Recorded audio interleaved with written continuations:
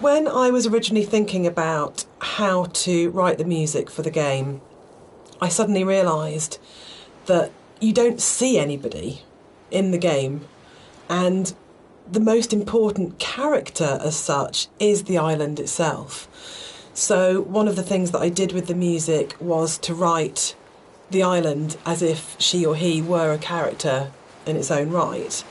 And that's really important, I think, that you're going through this space and actually it's completely devoid of people, but the music in a way populates the island, and that the voice of the island speaks to you through the music. Which is interesting, because I think that's really come on in terms of later games we've done, that sowed the seeds for the way in which we approach music in Rapture, where it was very specifically the voice of characters. And Machine for Pigs as well, where the music was about being Lily's voice in the game, Lily's representation in the game. So it's interesting how, looking back on Esther, a lot of those kind of ideas were tried out here that then came on to take other forms in stuff we've done since.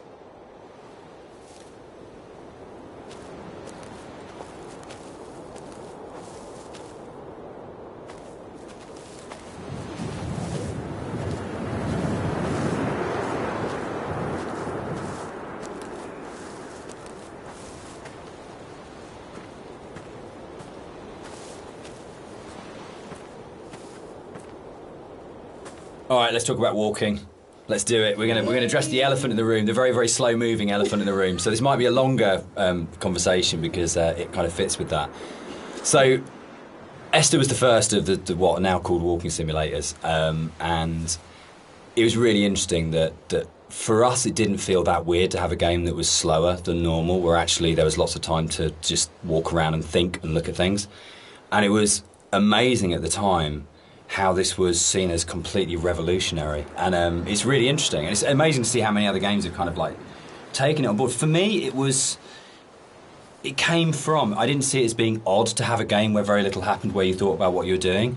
For me, it was kind of interesting that you could play some of the best moments in Doom are the bits where nothing's happening and you're just doing it, or System Shock, or those games that I absolutely love. Those quiet moments were the really powerful ones. But Esther is definitely slower than a lot of games, and I think that's actually why it's lasted. I think if we did have moments where we went, should it be faster, should we put a sprint button in, but I'm so pleased that we kind of held our nerve and went, no, just as like in real life, I don't run everywhere because that would be weird. It's okay to have a game where you don't run everywhere, and actually it is a bit weird to run everywhere, but if you're going to do that, then you've got to support it in other ways, and I think the music was a really powerful way of supporting that change of pace. What's really funny for me though, Dan, is that shamefully I'd never played a game before I worked on Dear Esther, so I didn't realise that all games weren't like this, which is now looking back really naive. But I didn't realise that games didn't have, always have, this slow pace, and I thought there were lots of meditative games out there, and that actually wasn't really the case at the time, and that's exploded since. But in terms of the music, supporting that pace that you'd set emotionally felt really important. So if you listen to the music, actually the BPM is at a very slow walking speed, and it just almost, there's a lot of things now that say it's called entrainment, that it slows your heartbeat, or it can speed up your heartbeat when you listen to music. And actually I think what the Esther music does really successfully is it makes you almost accept, and more than accept, that speed. You actually start to feel that's the pace of your journey, and that I really like that about the music, actually. It makes you just comfortable with that pace too. I think it just eases you into it. You feel relaxed.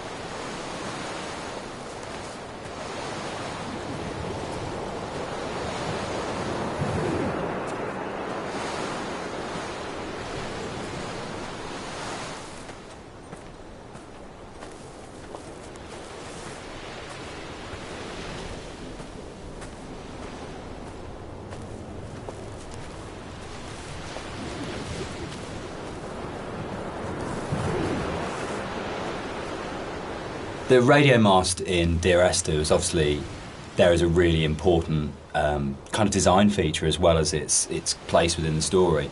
And that, I think, came from, it was really interesting, it being a Half-Life mod to begin with, and the Citadel in Half-Life 2, that it tells you how far you are through the game. You're always looking up to the skyline, am I closer to the Citadel, can I see it? And it lets you know how near you are to the end of the game. And it was really important because Esther's so open in a way, and because there isn't this, you're not using kind of shootouts or kind of gating it with combat encounters to kind of constantly keep you moving, that it was really, really important that you always had that focal point of going, I know exactly from the beginning of the game, virtually right from the start, you know where you're going, you know where the game's going to end up, and you know that sooner or later you're going to be either at the base of that thing or climbing that thing, and it's always there, that red light. And I think particularly with the colour palette of the game, the fact that you've got this very, very, very clear red light that's unlike any of the other colours in the game immediately tells you as a player, this is what the shape of this thing is going to be, this is where I'm going, this gives me a purpose, even if the sort of moment by moment is a bit more abstract. Yeah, and navigationally as well, it helps you, it draws you in the right direction as you play the game. You can never get lost if you just follow that one landmark. Yeah, I think it's a really interesting place of where that sort of traditional game design is still, there's loads of it in Esther, it's just not necessarily done in quite the same way.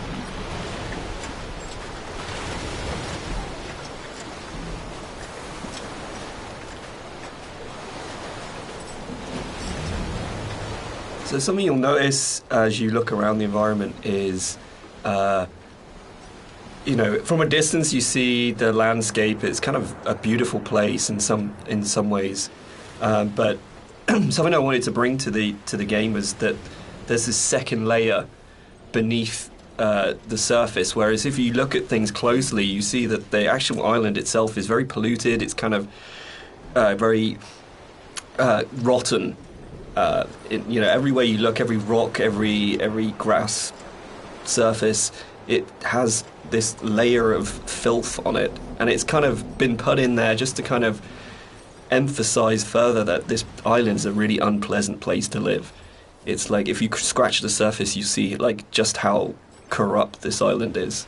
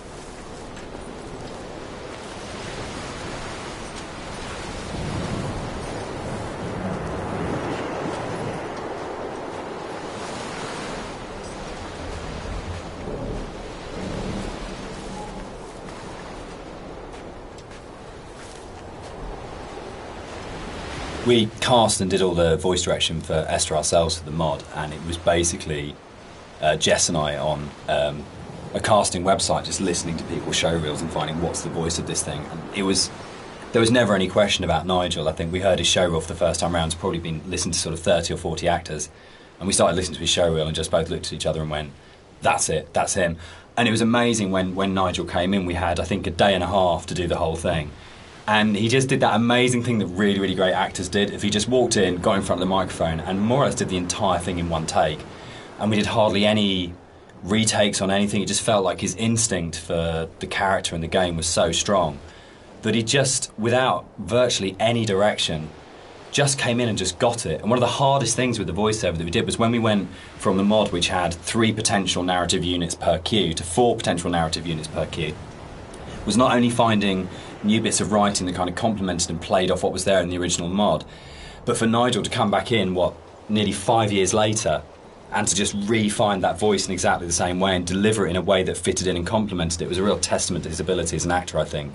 That apart from we had spent quite a lot of time trying to make the sound actually sound the same in terms of mic placement and things like that, but in terms of the actual delivery of those new monologues, you wouldn't know that was both written and acted sort of 4.5 years after the original thing was done. So the one person who's not in the room sort of today but deserves a huge amount of credit for how the game kind of eventually was delivered, but also I think in terms of how the game has lasted, a huge amount of respect needs to go to Nigel Carrington for his work on it.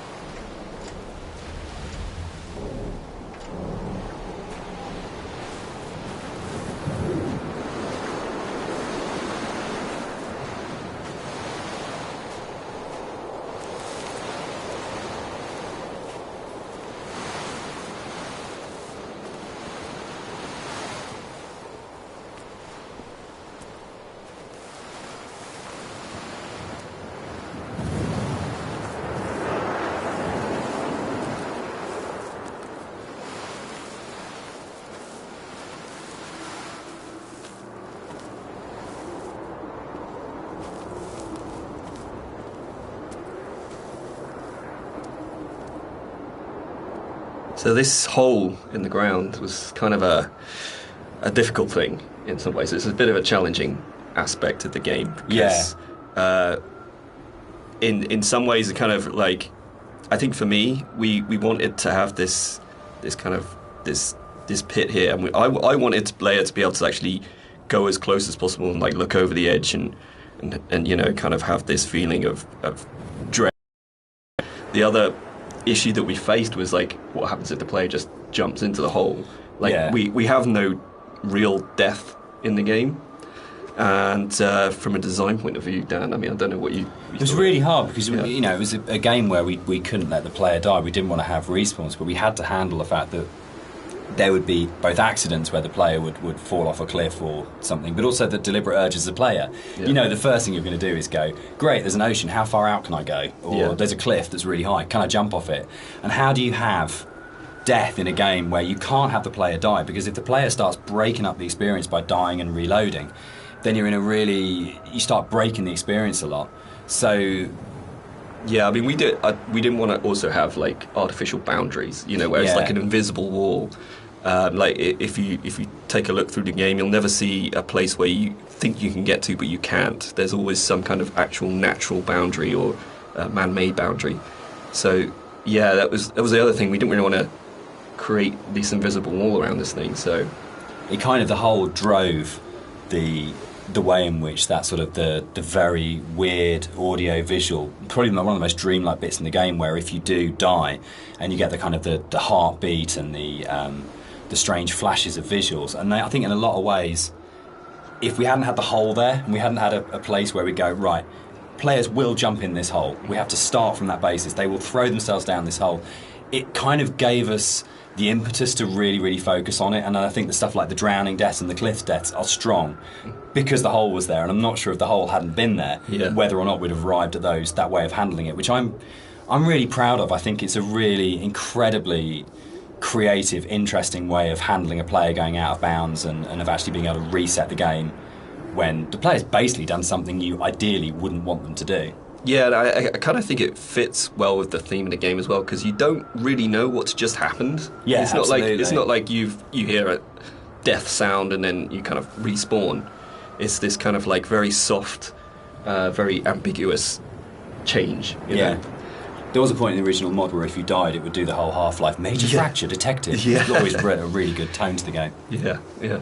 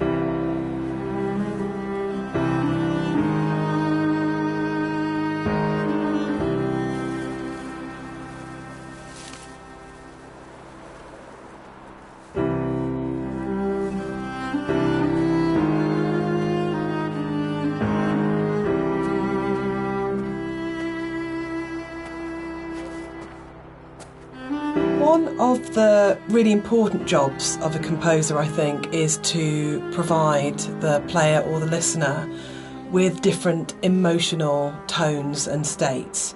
And up until this point in the game, the music has been very sparse, very intimate, and very isolating in a way. But the island is also a beautiful and magnificent place, and what I wanted to do at this point for the first time in the game is to create something that was really epic. So we go from that shift in scale where it's very intimate and small to suddenly realising that this is an extraordinary and magical place to be, as well as a difficult and quite sad and melancholic place to be. So the string players were instructed at this point to play with much more vibrato. Up until this point they've played in a very sort of Scottish style actually, no vibrato, very plain playing. But this was a really beautiful cue to write, actually, because that has that scale. You suddenly realise that the island is really big, and you have this beautiful vista, and the music then shifts, so the player can actually, just for a moment, I think, enjoy being where they are. Yeah, I think that's it. Can I come in? Yeah, I was going to say, this is actually one of my favourite parts of the game. It's just where everything, all the elements kind of come together perfectly. You've got the music, which just is just epic, as Jess has said. You've got the landscape, which is kind of like this big open space. You've got all the little bits and pieces that I put into the detail of the environment, like the movement. There's leaves blowing around. There's the clouds in the sky. There's the mist rising off of the grass. And then you've got Dan's voiceover coming in there, and I think it's just like all of these elements coming together and just in perfect synergy, and just kind of, it really brings chills up your spine.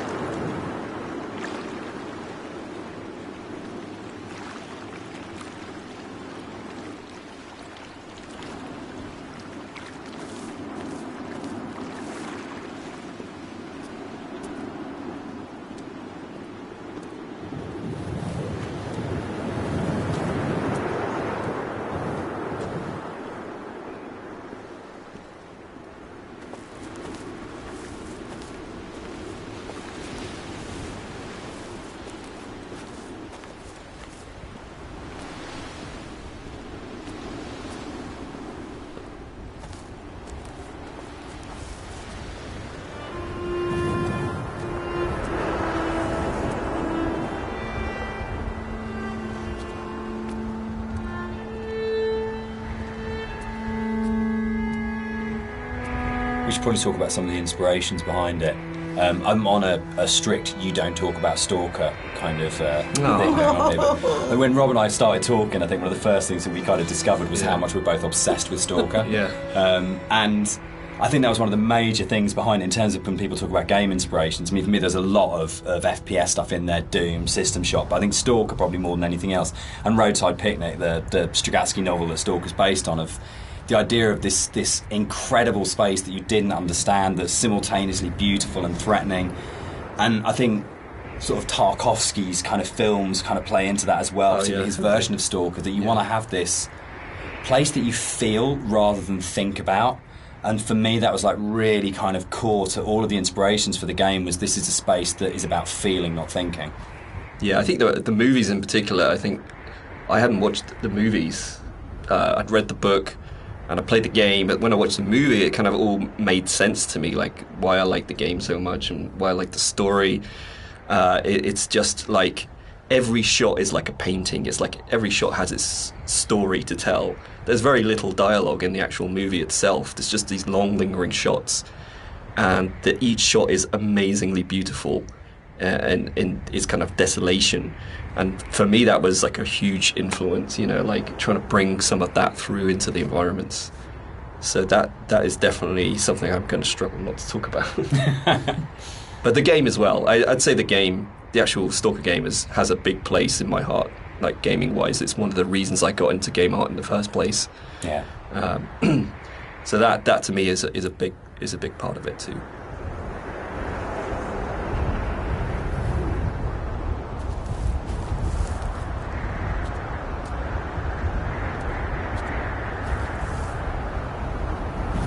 So one of the things that influenced the visuals quite a lot was the tech limitations at the time. And also the kind of themes of the game. Like, tech-wise, we were never ever going to kind of achieve photorealism. And I think that was a good thing. I mean, really, it made us sort of stretch out into other areas. And for me as an artist, it kind of made me think a little bit more creatively.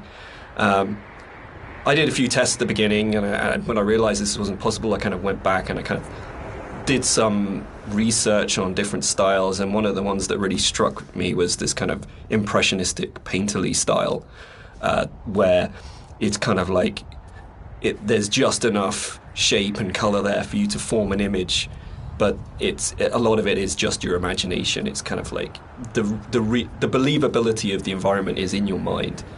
So this is something that I really wanted to bring over into the game. And you'll see a lot of landscapes that kind of look very surreal, very kind of unreal, and that's mainly due to this impressionistic style.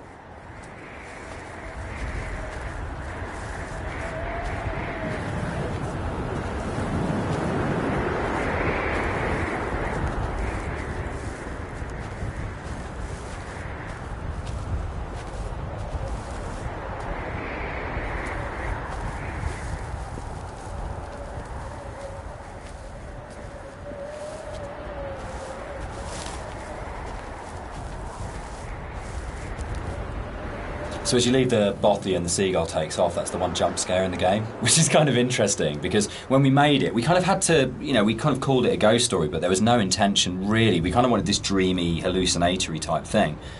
But when it came out, people started coming back and saying, this game is absolutely terrifying. I was really, really frightened. And that was really amazing. And I think it's because nothing happens. We're so trained in games to go, there's stimulus all the time, that if nothing happens, you're waiting for something to happen.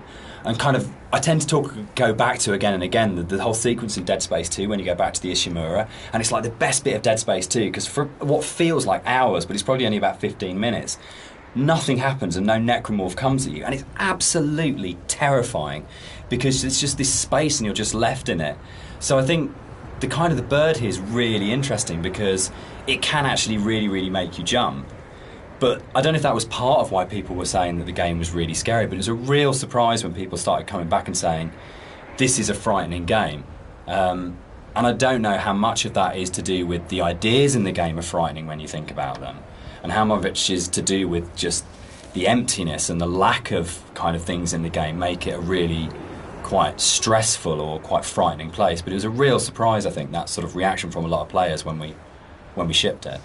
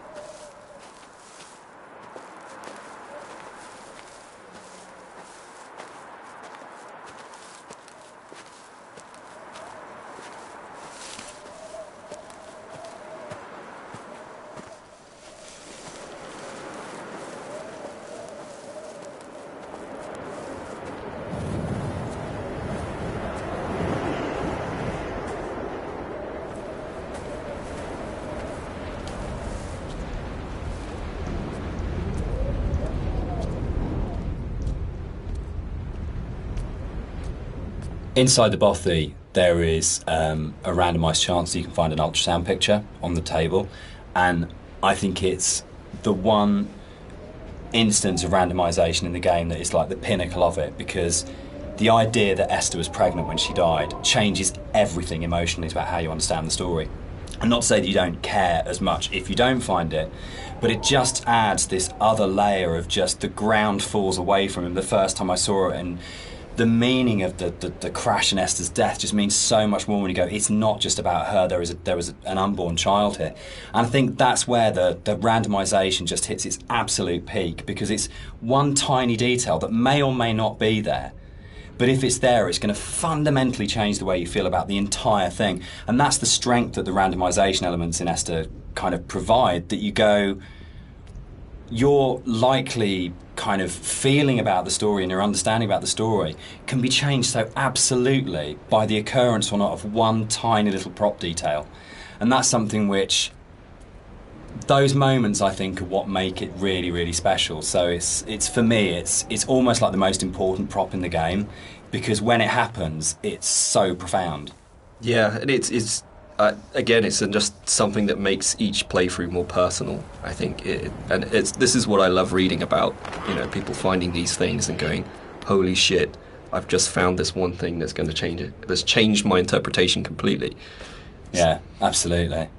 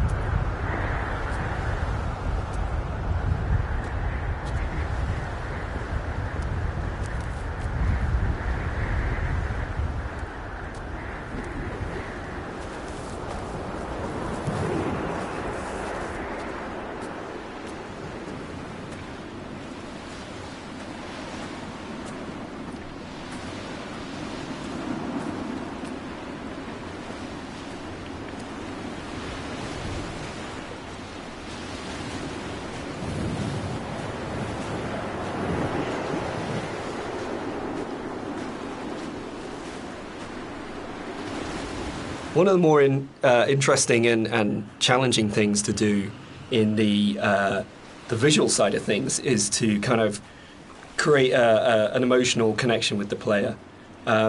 With the music, it's very strong, and the dialogue can kind of help you to feel what the character's feeling, but to kind of really create an atmosphere and to create emotion, it's very difficult. So I designed a few things very subtly within the environment to kind of plant imagery into your mind and kind of make you feel certain things.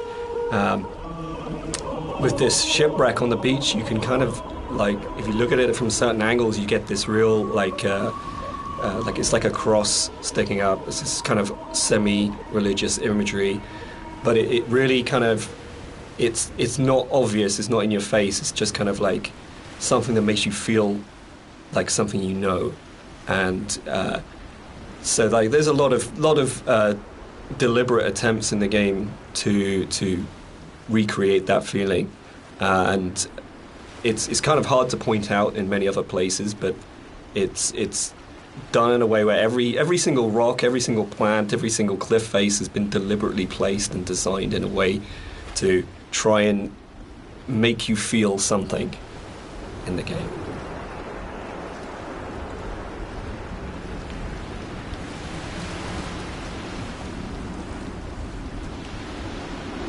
One of the really important images in the game is the radio mast, and the soundscapes that I wrote for the game are really tied into this idea. So it's the concept of the tortured sounds that they're so broken down, they're so manipulated, and it really is supposed to represent the inner state of the protagonist at this point. It's that fractured understanding. So it kind of works on two levels, actually. We have the narrator who's trying to understand the journey that he's on, and we also have the audience's journey and their struggle for comprehension to understand what's going on in the game. So this distortion, this breaking down, this fragmented, kind of tortured sound really ties into the idea of the radio mast and that idea of communication, actually, that the game is trying to communicate something to you, the narrator's trying to tell you something, but it's so difficult to understand what that is.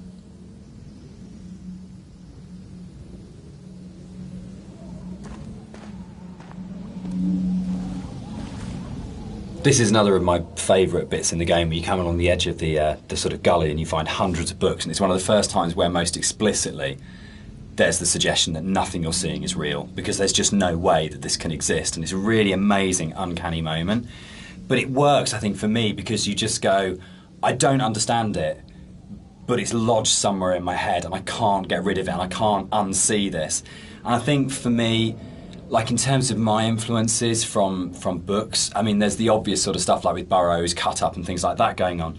But it comes to the kind of books that I really love, that, like Roadside Picnic, or the other one by the Strugatskys as well, I absolutely love, is The Ugly Swans, that's just full of these images that you go, I don't understand, I literally have no idea what's going on here, but I can't shake it, it's just got its hooks in me. And I think more recently you've got books like Jeff Vandermeer's Annihilation does this so well, where nothing is understandable, but you feel the logic, but you can't understand the logic, but you feel like the logic's there. And that, I think, is a really powerful thing that games are so good at doing, of creating these things. And I think where a lot of game writing for me becomes kind of the wheels fall off it, is that they have these amazing ideas and then suddenly there's this huge rush of going, right, we've developed this mythos and we've shown you all the tips of the iceberg, which are really interesting, but now we're just going to show you the whole iceberg.